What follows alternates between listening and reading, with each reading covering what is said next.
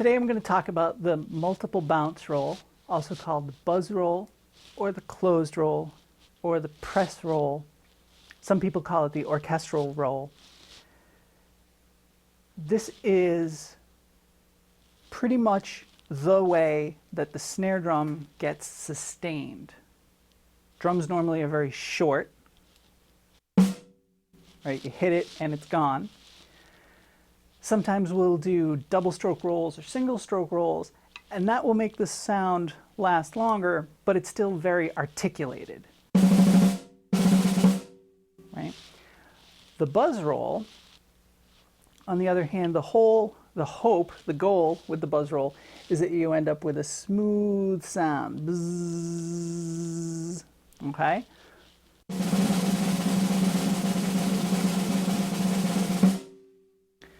The way this is achieved is by, right,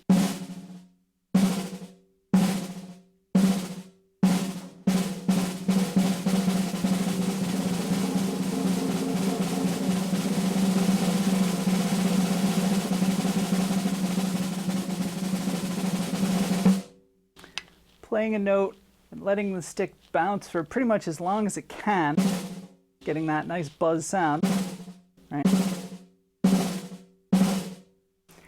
It's helpful if you toss the stick pretty firmly into the head, but then back off on your downward force right away and sort of catch and cradle the stick into the rest of its bounces. This is one of the few times where I take my fingers mostly off the sticks. Caught me, right? For most things we do, your fingers are going to be incredibly important. The buzz roll, for me at least, is much more a balancing act of controlling the squeeze right between the thumb and first finger. The angle, the position of my thumb on top of the first finger is very important. I have my thumb further forward on top of my index finger than for anything else. My hand, as you can see, it's almost like I'm holding a gun.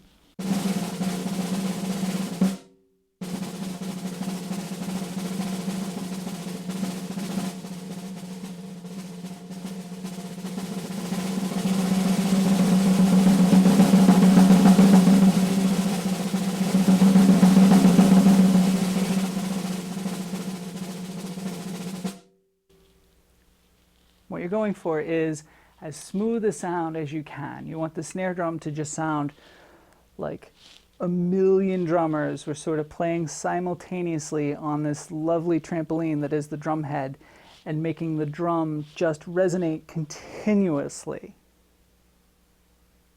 That's what you're going for. And that's the challenge, right? As even when I got loud, you can hear very clear articulation. Trying to minimize that as much as possible.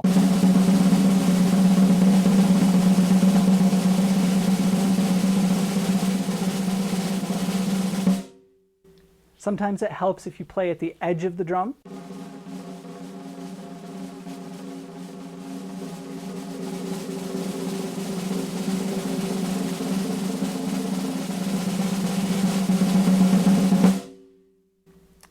You want to make sure if you play at the edge of the drum, you could hear right there. Those two locations sound different. Right here, my snares are going this way across the drum. So if I play up here, I'm not right on top of the snares. If I play over here, right on top of the snares, I'm going to get more snare response for that buzz. Sometimes I would open my sticks and just play on both sides of the snare, but I have my little moon gel pad here to muffle the drum a little bit, and I have the mic right here. So if I was doing any recording or something with this drum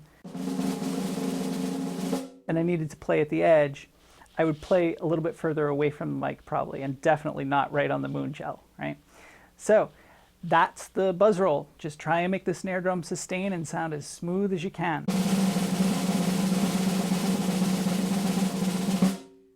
You can use the buzz technique for any of the short rolls that we have, the 5-stroke, the 7-stroke, the 9-stroke. You can use either closed or open techniques once you have control of the buzz roll. Thanks. Be sure to tune back in. Next, we're going to talk about those short rolls.